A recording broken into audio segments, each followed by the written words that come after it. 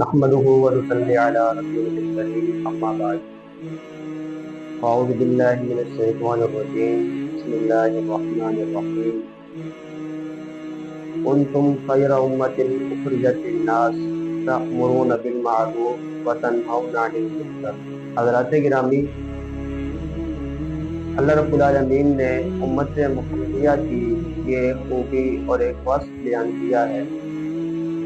کہ یہ سب سے بہترین امت ہے اور یہ نیکی کا حکم دیتے ہیں اور گناہوں سے روکتے ہیں۔ میں یہاں پر آپ کے ساتھ اپنا ایک تجربہ شیئر کرتا ہوں، اور یہ آپ نے بھی محسوس کیا ہوگا اور اپنی فطرت میں اس کو پایا ہوگا کہ جس چیز کا آپ کو علم ہے، یا آسان لفظوں میں کہہ لیں جس چیز کا آپ کو ادراک ہے، جس چیز کے متعلق آپ بخوبی واقف ہیں، تو آپ لوگوں کو بھی اس کی طرف قائل کرنے کی کوشش کرتے ہیں کہ کسی طریقے سے یہ لوگ میری اس بات پر آمادہ ہو جائیں، میری اس بات کو مان لیں۔ لیکن اگر اس کو ہم دین کے زاویے میں لے جائیں تو اس معاملے میں ہم بالکل صفر ہیں کہ آج ہم کسی کو دین کے متعلق قائل نہیں کر سکتے، کسی کو دین کے متعلق کوئی بات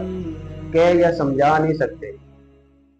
آسان لفظوں میں آپ یوں کہہ لیں کہ ہم دین کی دعوت نہیں دے سکتے۔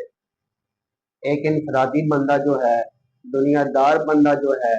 وہ اپنے کام کاج میں ہی مصروف ہے اور اسی میں لگن اور اسی میں ذوق اور شوق رکھتا ہے،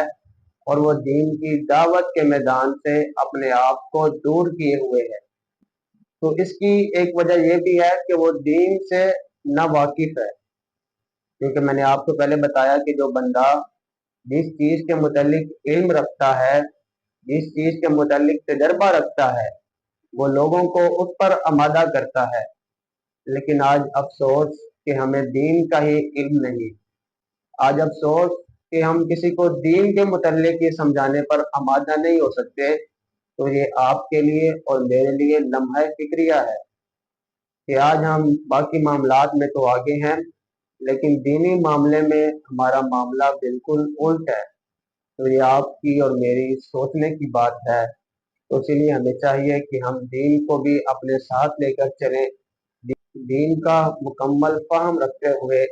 ہم لوگوں تک بھی اس خالص دین کو پہنچائیں،